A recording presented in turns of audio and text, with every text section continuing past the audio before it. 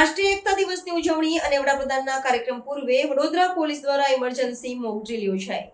રાષ્ટ્રીય એકતા દિવસની ભવ્ય ઉજવણી પૂર્વે જેમાં વડાપ્રધાન નરેન્દ્ર મોદી કેવડિયાના સ્ટેચ્યુ ઓફ યુનિટી ખાતે ઉપસ્થિત રહેવાના છે, તેના ભાગરૂપે વડોદરા શહેર પોલીસ વિભાગ દ્વારા સુરક્ષા અને સલામતી વ્યવસ્થાના સઘન પગલાં લેવામાં આવી રહ્યા છે। આ મહત્વપૂર્ણ કાર્યક્રમને ધ્યાનમાં રાખીને કટોકટીની વિકટ પરિસ્થિતિઓમાં તાત્કાલિક પહોંચી વળવા માટે શહેર પોલીસે આજરોજ હરણી વારસિયા માર્ગ પર આવેલી બેન્કર હોસ્પિટલ ખાતે એક વિશેષ મોક ડ્રીલનું આયોજન કર્યું હતું। આ મોક ડ્રીલમાં પોલીસ કાફલાની સાથે કટોકટીના વાહનો પણ જોડાયા હતા અને સુરક્ષા વ્યવસ્થાની સજ્જતાનું નિદર્શન કરવામાં આવ્યું હતું। વડાપ્રધાન નરેન્દ્ર મોદી આગામી દિવસોમાં દિલ્હીથી હવાઈ માર્ગે વડોદરા હવાઈ મથકે આવશે અને ત્યાંથી કેવડિયાના સ્ટેચ્યુ ઓફ યુનિટી ખાતે જવા રવાના થશે। વહીવટીતંત્ર અને પોલીસ વિભાગ દ્વારા કાર્યક્રમ સ્થળ તેમજ વડોદરાથી કેવડિયા સુધીના સમગ્ર માર્ગ પર અડીખમ સુરક્ષા વ્યવસ્થા ગોઠવવામાં આવી રહી છે।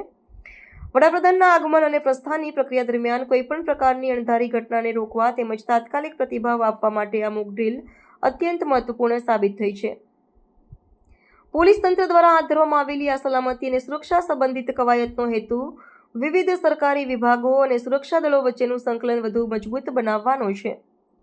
આ પ્રકારની આગોતરી તૈયારીઓ અને અભ્યાસ થકી પ્રધાનમંત્રીની મુલાકાત અને રાષ્ટ્રીય એકતા દિવસનો કાર્યક્રમ સંપૂર્ણપણે સફળતાપૂર્વક સંપન્ન થાય તે સુનિશ્ચિત કરવામાં આવશે।